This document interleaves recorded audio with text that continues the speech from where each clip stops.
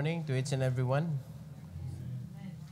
Welcome sa atong prayer meeting and sa di pa ta magampo, mamati usa ta og mensahe from the book of Psalms. In Psalm 44, and the title of this message is Israel's Past Glory. Israel's Past Glory. Sa atong kinabuhi na atay mga kadaugan before. Unya ang nakanindot ani diri kay ang pag-asoy ni David mga igsoon kinsay nakaingon nganong nagmadinaugon sila. So sa atong kinabuhi dapat makaibaw sad ta nganong magmadinaugon ta. And the other half of this nangutana si David nganong nabalik man sa karabitong murag kapildihan ba ang katawhan. So naapod na yung rason. But we are going to talk about the past glory this morning. Let's all stand. Magampo ta. Our gracious Heavenly Father, we thank you, Lord, for this morning. I pray that you will bless us with your wisdom. Allow me, O God, to deliver your message according to your will. And allow us to honor you, O God, sa among taliwala. And I pray that you will be the one to take control of our spirit and knowing, dear God, that we cannot do anything without you. Thank you, Lord, for this opportunity to learn. This is for your glory. We pray in Jesus' name. Amen. You may take your seat, please. David begins by acknowledging the mighty deeds God performed in Israel's history. Pero mga kaigsunan, he attributes their ancestors' triumphs not to their own strength, but to God's favor and intervention. Wala gi-claim nila ang glory. So nakita ni David mga igsoon, mo na iyang giasoy ngadto sa Ginoo ba Lord, nahibaw-an namo according sa story sa among mga forefathers na ang victory nila sa panahon ni Joshua sa pakig-away dili to tungod sa ilahang kanghilngig, kundili tungod to sa imuha nga mao'y nagpadaog nila. Ug sa atong kinabuhi mga kaigsunan, whenever that God gives us victory, never claim it. Ayaw dyan nag-i-claim para magpadayon ang victory mga kaigsunan. Para dili mapakgang ang flow sa blessing sa Ginoo. Ayaw dyan og i-claim. So karong panahon na daghan kaayo nga pamaagi nga maka-claim ta sa glory. Kanang murag ang kuno nato ba nga kun dili tungod nako, di gini may tabo. Di ba? Kun dili tungod sa akong gihimo, kana may sigutan nato ang atong kaugalingon bitaw. So nag-claim ta sa glory. Sunod sa mga panalangin, nag-claim ta sa glory if we do not recognize who is the owner of everything. We claim the glory. Muna si David, careful kay anak mga kaigsunan, sa panahon nga naghatag sila sa ilang offering, giklaro yun ni David, Lord, kinsa mi nga muhatag ani, dili man ni amo. Imo man ni. So wag yun niya gi-claim igsuon sa kadato ni David. Wala gud niya gi-claim nga tungod niya nakahatag sila. No, wala niya gipasigarbo ang iyang mga offering ngadto sa Ginoo hasta sa iyang mga katawhan. Kinsa mi nga maka-offer ani nindot kay ito nga kuan nga portion ba. Nga ingon ana dapat ang atong attitude never to claim the glory of the victory that God allowed to happen sa atong kinabuhi. So there are two things that we are going to talk about regarding aning message mga kaigsunan. And letter A, the power of God. Kung wala ang gahom sa Ginoo mga igsoon, sa may mabuhat na to. Knowing that our enemy is so powerful. We cannot fight against the devil without God's power.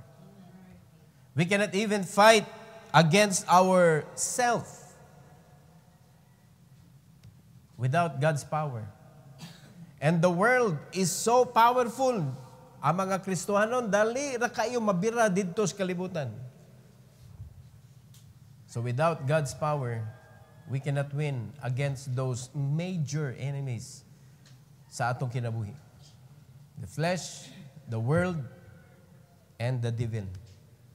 So, with the power of God, mga igsoon, diha na to ma-experience ang nindot kaayo nga mga victories. Muna usahay, patistingan ta sa Ginoo kadaugan ba? So, kahit pagano, kagaling ang sarili natin, without God's power, we are nothing.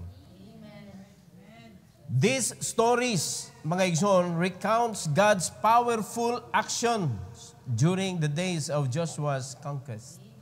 Kaning istorya ni David, igsoon, katuning mga pagpakig-away, pakigbatok nila ni Joshua, unya, muna nga iyang gisgot sa Ginoo, Lord, nindot ka ito nga kadaugan, unya, among nahibawan, nga dili to tungod nila apan tungod to nimo. So una ani mga igsoon, number 1, the Lord led His people. Maugid ni ang kuan sa Ginoo, ang tinguha sa Ginoo nga giyahan niya iya mga tao. And you need to remember all the time, mga kaigsunan, that is what God will do to us, to guide us, and that is why naatay Bible.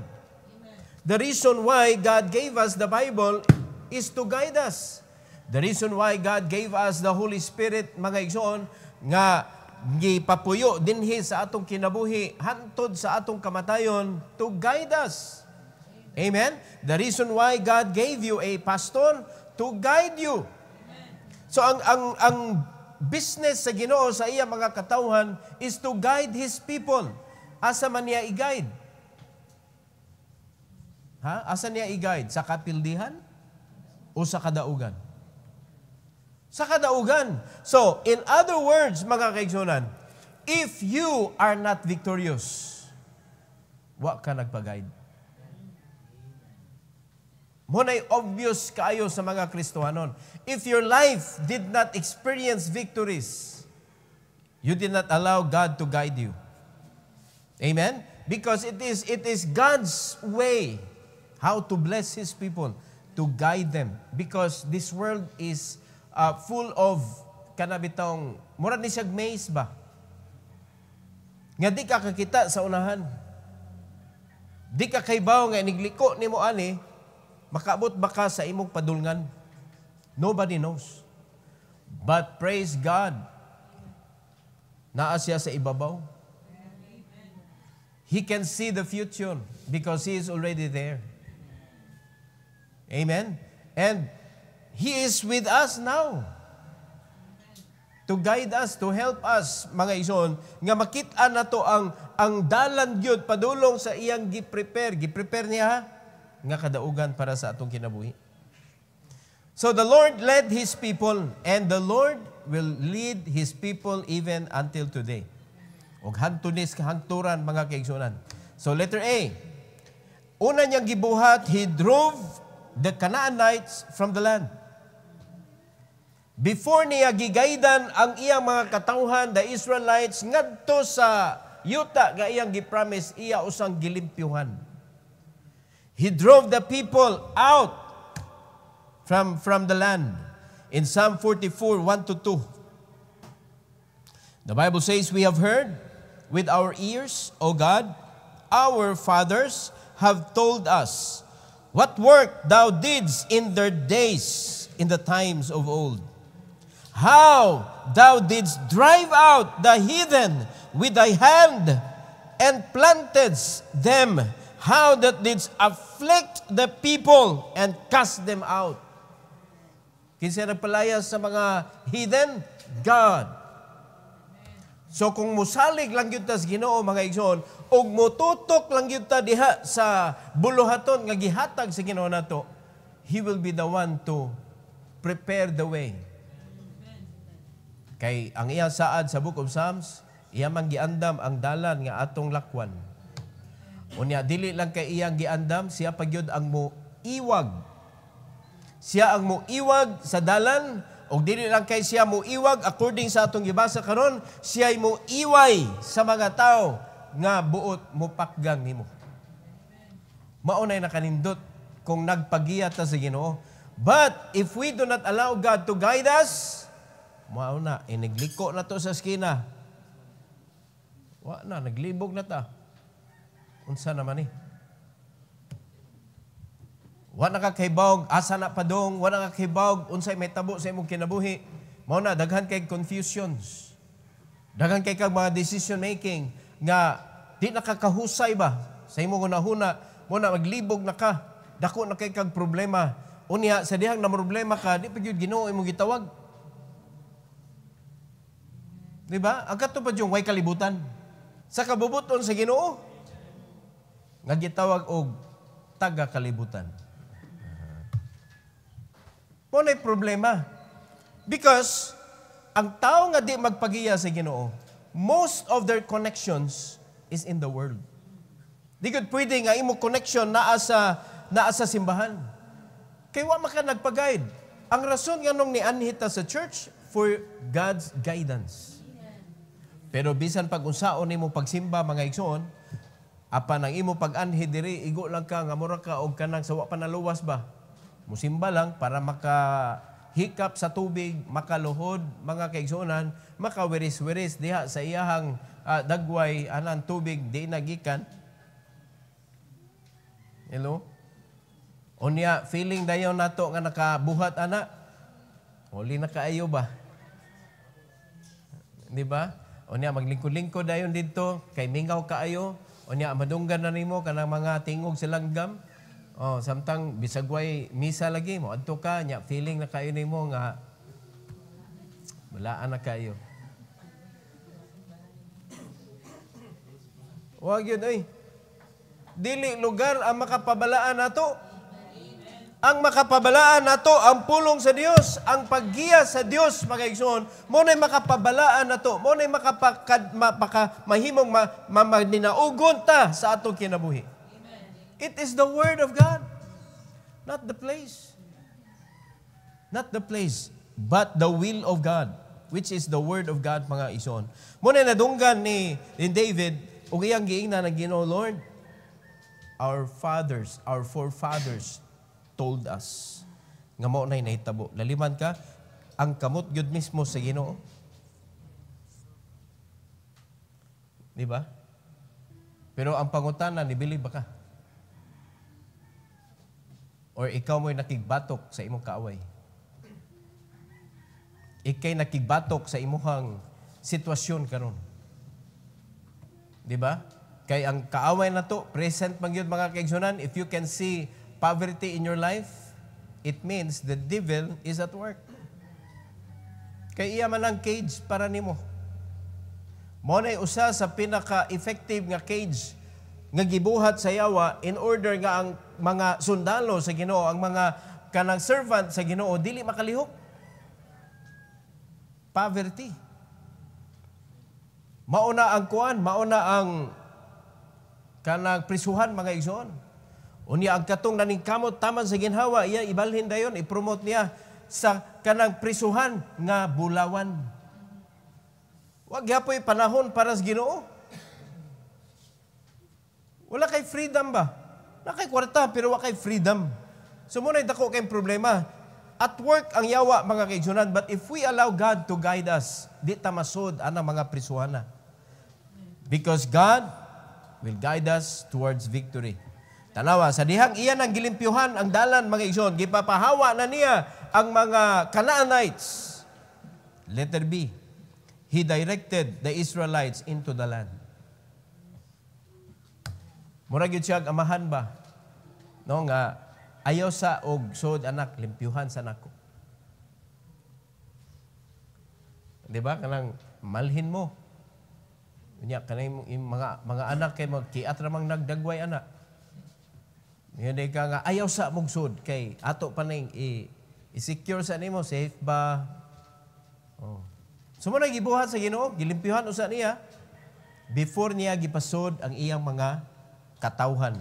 So in verse number 2 to 3, akong pasahog balik ang 2, unya ato sa 3, sa first niya nga kuan sa katunga mga igsoon. Ingon sa Bible, how thou didst drive out the heathen with thy hand and plantest them, how thou didst afflict the people and cast them out Gilimpyuhan sa Ginoo, and then tanawa ko sa gibuhat in verse number 3, for they got not the land in possession by their own sword, neither did their own arm save them, but thy right hand and thine arm. Wala nila naangkon ang yuta pinaagi sa ilang kaugalingong espada, neither did their own arm save them. Kang kinsa man, but thy right hand and thine arm. So hinumdumi gyud pirmi mga igsoon nga dili kita. It is never us, but God. Mao na kung i-allow sa Ginoo nga makadaog ta ba, hinumdumi gyud siya. Hinumdumi siya. Iuli ang iya sa Ginoo. Express sa imong gratitude sa Ginoo. Puros na offering mga igsoon. And then spare something for the people nga gipatabangan sa Ginoo nimo. Dimo yun ka. Wa na kung wa ka nagpa-guide. Siyempre, wala man ka sa lugar nga gi-guidean ka sa Ginoo, wala gyud mabilin. Di mo gyud mauli ang tithes. Kay wa man ka sa lugar diin gigayran ka sa Ginoo unta adton ta ka dito padung. Are you listening? So mao na nga kung nagpa-guide lang gyud ta, adto ta padung gidto sa kadaugan gyud. So gidirect sa Ginoo ang Israelites ngadto sa land. And the good news is prepared. Now, do you believe that God is also preparing a place for us to dwell? Amen. And only Him knows where? Amen. Now, probably, gilangkuban pa ron sa mga kaaway. So, kano sa aman na lihukon sa Ginoo para iyan ang paphaan mga igsoon sa mga abubot. Sa mga tao nga nagpasipa ra sa iyahang mga creation. Inganaon man na si Ginoo, ibutang magyud niya. So ato ning susiyon atong kaugalingon mga igsoon, giniyahan ba ta sa Ginoo? Willing ba ka, according ni Apostle Paul willing ba ka nga mo-spend? Willing ba ka magasto og mo gasto?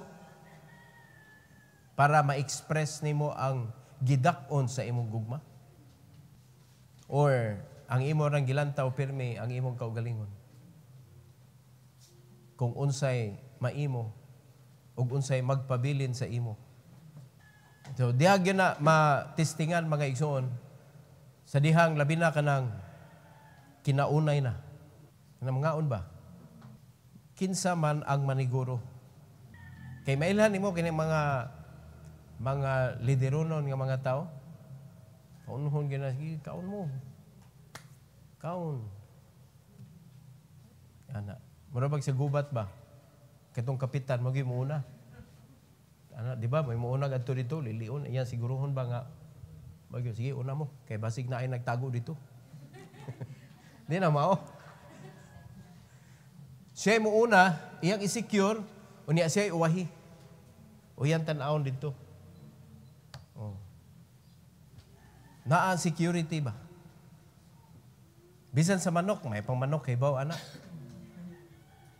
Muuna siya, iya sa i-check dito, diyan pagkuman iya ding murag sanay na inistoryahan magkasinabot man sad. Linya din mga piso. Unya, iya gyud na i-secure mga igsoon nga hasta pinaka-last makasud. Di ba? So kita mga parents, mga kaigsunan, para makaabot atong mga anak sa kadaugan, kita po mo prepare anak. Kita po mo prepare. Kung wala na gibuhat sa ato ayaw idamay imo mga anak. Amen. Kaya ako, man ko nakaangkon o godly father, it doesn't mean that I will do the same to my sons. Di ba? Sons. It doesn't mean nga, murag manimaus ko nila ba? Ako gani, wala gay ko'y ingon ana.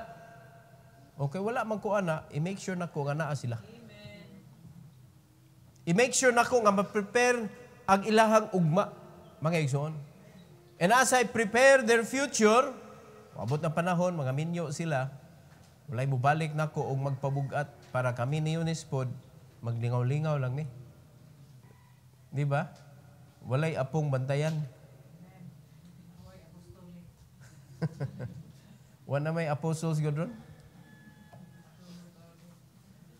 Walay kuan ba? Walay mubalik bitaw nga reject mangguna.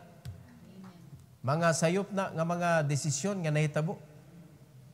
So para walay ingon ana nga mahitabo, kadaugan gyud mga igsoon, and only the Bible can lead us. Mo na magpasalamat gyud tas Ginoo nga gitagaan tag simbahan, diin maka-learn ta. Pasalamat ta sa pulong sa Ginoo nga way pugong mga igsoon sa pagbadlong. Walay kana bitong gray area nga maglibog ta ba? Clear kay ang Bible eh. Kung tugutan na gyud nimo ang Ginoo mo istorya nimo.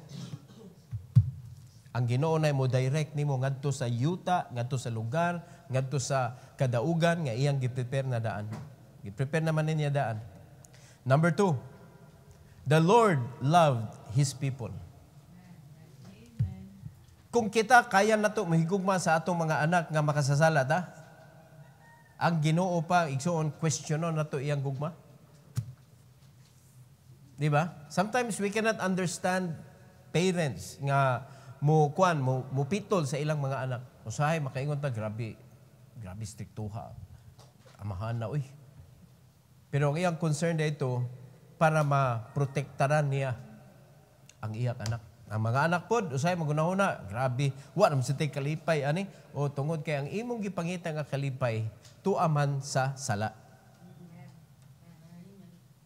Ang imo mang unod mo imuhang gipaningkamutan og kanang lipay. Mo nang dili ka kauyon sa giya nga gikan sa Ginoo. Amen. Pero wa lang ka kay bawo gi-prevent ka nga maabot ka didto sa kanang kagubaan sa imong kinabuhi. Gi-prevent ka nga moabot sa distraction. Mo na usay di ka kasabot, but ang sad story ana mga kaigsunan, most of the time makabantay sila nga sakto di ay ang ilang parents patay na. Og naabot na sila didto sa giingon sa ilang ginikanan kadautan. Og didto pa sila maghinuktok sakto gid is papa. O di ba? So nindot unta to nagpagiya ka. Nindot unta to kung naminaw ka. Para dili ka mukantag ulahin na ang tanan. Kung maibabalik ko lang. Di ba? Mona, dili ka magbasol ba? The Lord loved His people. So God used to smile. He used to smile on His people and favor them. Nindot kay ba makita o ma-feel nimo nga nag-smile ang Ginoo nimo. Tanawa sa verse mga igsoon, sa verse number 3. Balik ko na basa ang verse number 3.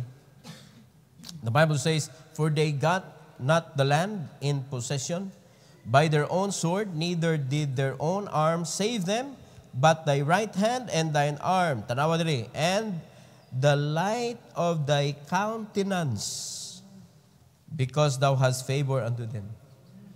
O kano sa man mo light ning atong countenance? Sa diya magmugot ta o mag-smile ta. O, ma-feel ganin na nimo kabugaton sa imong dagway kung magmugot ka? Nigmugot ni mong kalit na mubugat imong naong. Tistingi. O, pero gabugot ka na, bugat eh. Nigaan. Try ninyo. Sad, ako na sa ninyong gipasagdan. Try.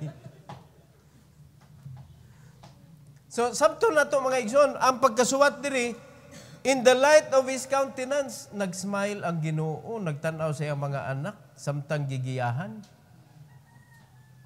Kay kalipay sa Ginoo nga ang iyang mga anak, masecure niya. Kalipay sa Ginoo nga ang iyang mga anak, mapanalangina niya.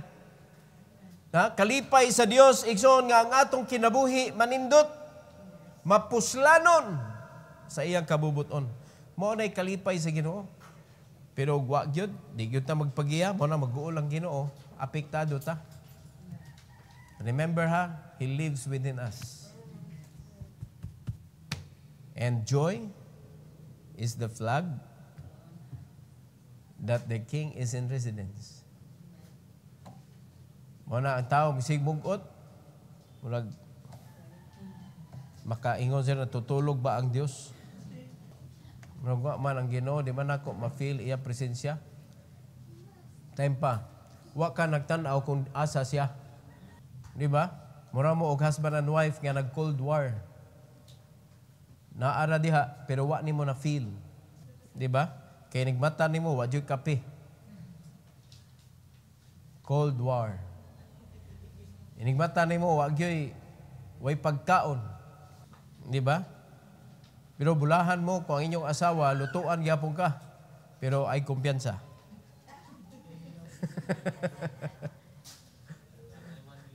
Ayaw kumpiyansa, kung lutuan gyapon ka, unya perting away ni mo niya.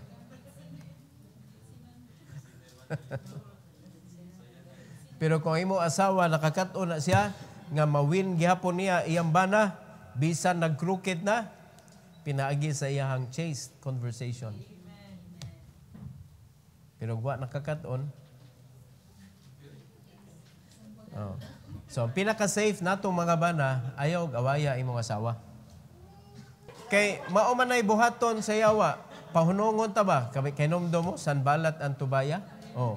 Wa gyud gitubayan ni Nehemiah. So nahuman ang buluhaton. Kay mao man na sila yaw-yaw ba si Sanballat ug Tobaya. Ingon si Nehemiah, dili worth nga hunongon akong buluhaton sa Ginoo. Kay maminaw ra ko ninyo. Mao na pang-asawa nato, na Tobaya na Sanballat na ayog Tubayi. Di ba? Pero moagi gyud tatanan ana. Wa may laming, way lalis oy.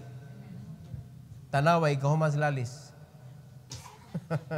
Ikaw mas lalis ba ang peace. Mga kaigsunan nindot kayo. Unya nagkakuan na husay na unta. Gisgutag balik. Nag-away og balik. Hinomdomi, gihigugma ka sa Dios. Og kanang imong giminiwan, gihigugma sad na sa Dios. So kamong duha, gihigugma mo sa Ginoo, what is the reason why you fight? Di ba? Question na nimo una ba? Ikaw gihatag makas Ginoo sa akong kinabuhi. Ako pod gihatag sa Ginoo sa imong kinabuhi. Puros ta pinangga sa Ginoo. Nganong di man nato i-apply sa atong relasyon. Muna gingon ba? Let's grow up together. Let's be mature together. Sa di pa ka mag-grow old. Kay pait kayo nga mo, abot na kas katiguangon, wag yapong ka ni mature. Hindi makatiguang na, naabya. Tiguang na sige pong away. Wala gyud lami paminaon. Sa mga tiguang nga, maghinampakay pa, magluod-luod pa. Luod na kay tanawon. Pero makita ka mga kaigsunan ka na mga tiguang na, ka na, nangunot ng dagway ba, pero mag-holding hands gihapon. Oh, di ba? Oh. Mahadlok naman mo buhi kay mahadlok na mo buhi kay matumba naman. Pero ay dili ka na. Kay tinuod man natin makitaan, mag-kiss pa. Oh. No, and that is a challenge. If you are guided by God, mo abot gud mo ana. Kadaugan man na nga makita sa mga apo ba. That's my lolo and lola. Di ba? Nga nag-inagbayay gihapon. Dili tungod kay di nakalakaw tarong, mo agbay na lang sa una, wag agbay. Pero samtang kusgan pa, agbay na, holding hands man gihapon, hantod na tiguwag na kahit maputi na ang buhok, kahit wala na. Di ba? Wag yun na usab ba? Wala na usab. Na-experience ang gugma sa Ginoo o na-express ang gugma sa Ginoo mga kaigsunan. Mao na nga matakdan pud tas Ginoo ba ani iyang light countenance. Try to bring your face mga kaigsunan as light as it could be. Tanawa, dali ra ka kitag higala. Labi na naata sa communication business. Mo man ay business sa Ginoo, communicate. So dapat i-learn gyud ani mo. Ayaw gyud sugot nga maulaw kung tao eh. Nya gingnan kas Ginoo, go and preach the gospel to every creature. Nya maulaw ka, so pasabot di ka ka-comply. O para mawa na imong kaulaw, sud sa lean and green. Kay para ma-train ka. Para ang imong training to approach people naa kay return. O diba? So gitrain nimo ang imong kaugalingon kanang mga ulawon pasudlan nag networking. Mawa ang pagkaulawon ana. Naka-income pa. Ang uban kamo mga naa sa cookware business, no? Problema mo og client, you can create your own client by helping them realizing the promise of the company that in 1 year you can earn millions. Imo ra tabangan. O di ikaw may nagtabang ato. Kay bawo mo sila nga nagbalik ka kag kaldero nya, mention man na nato permi sa presentation. O di kung maka-afford na siya, mupalit. O di ba walay choice? Mupalit yun na. Muna nga, lisod kayo, naman kayo makitaan nga kanang mupalit og kaldero. Then make one. Help someone. Di ba? Unya, ikaw nga wapay kuan, kanang makapalit pag kag-imo. Hindi. Nindot kayo. Ang pinakanindot, ma-disciple nimo siya. Mao gyud ay ayaw kalimot yun. Ibalik ang himaya sa Ginoo sa na-mentor nimo. So, how to give the glory to God? Lead the person to salvation. Nya disipula mga igsoon. Dili ra ni kwarta-kwarta ato Tools ra man na gigamit nato so that we could reach out people. Ang nakanindot sa iyang tools mga igsoon, it helps us a lot. Gitabangan ta ba? So ingon ana ka kuan ingon ana dapat ta ka persistent ba sa atong tinguha bitaw nga maka-reach out ta. Get out of the prison. Remember God's love. Letter B. The praise to God. The praise to God. So, iyang power, dapat iya ang praise. Amen. Di kay iya ang power, nya kita'y i-praise. Believe ba, dyan ako ni mo, Brad. Pag nanay tao, mingon anak ni mo, uy, sa Ginoo ra gyud ang himaya gyud. Di ba? Unya para makahinumdog gyud siya, inig-ingon niya, pagkagingiga gyud mo bay, maayo kay ka. To God be the glory, great things He katay. Di ba? Sa Diyos ang himaya. O, ito na. Dili ato Give all the glory to God. So the victory was not achieved by Israel's own sword or strength, but God's right hand and favor. That's what the verse says. David praises the Lord. Yang gimaya ang Ginoo mga kaigsunan. Atong basahon sa verse 4 to verse number 8. The Bible says, Thou art my king, O God, command deliverance or deliverances for Jacob. Through thee will we push down our enemies. Through thy name will we tread them under that rise up against us. Through him, not through our abilities, not through our capacity, mga kaigsunan, but according to the power, guidance, wisdom, and provision from the Lord. Makadaog ta. In verse number 6, the Bible says, For I will not trust in my bow, neither shall my sword save me. So isip usa ka sundalo mga igsoon, siyempre, naagyunay ka ng bow and arrow. So pag naanak kay, ang uman gani, karon panahon na, di naman na good bow and arrow dadon kay murag Maka-question ka, magtanaw ka ba, buwan araw, no? Saan ni tawhana? Pistola na ron. Di ba? O yan, ay uban, pag naay pistola, hambugiro kayo. Garaon kayo mo istorya. Mura og kanang dili kuan makakigsunan, murag dili mamatay ba? Kay pag naay pistola, murag iya na ang kalibutan. O, naay mga tao ingon na. Pero si David makakigsunan, ingon din siya, wa ko nagsalig ani, mga butanga, wa ko nagsalig sa akong bow, wala ko nagsalig sa akong sword, nga mo'y muluwas nako. In verse number 7, but thou hast saved us from our enemies, and hast put them to shame that hated us. In God, we boast all the day long, and praise thy name forever. Selah. Diha sa Ginoo sila naghatag mga kaigsunan sa ilahang glory sa dungog. Ngadto sa Ginoo gyud. We boast in God, we boast all the day long. So, wa nila giangkon nga sila mo'y nahimong hambugiro sa ilang victory. Apan didto nila sa Ginoo gihatag nga kundi tungod sa Ginoo di ta kadaog.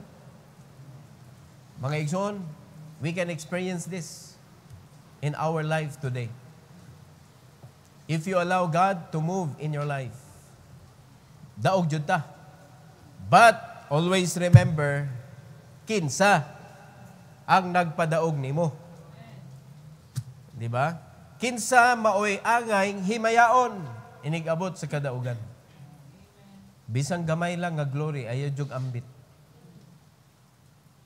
Ayaw jug ambit. Enough na kay na mga kaigsunan nga ang gi-require sa Ginoo para himayaon siya sa kadaugan 10%. Di pa gunahimo, no? Paghimaya man sa Ginoo. Pagpahibaw ba nga Lord, kung dili tungod nimo wala ni. Unya ikuvet pagod nimo na nga Jis ra yang gipangayo. Ikaw gani kung makig-partner ka 50-50 jud. Tan-awon pag yun nimo ang record. Kung sakto ba pagkatunga.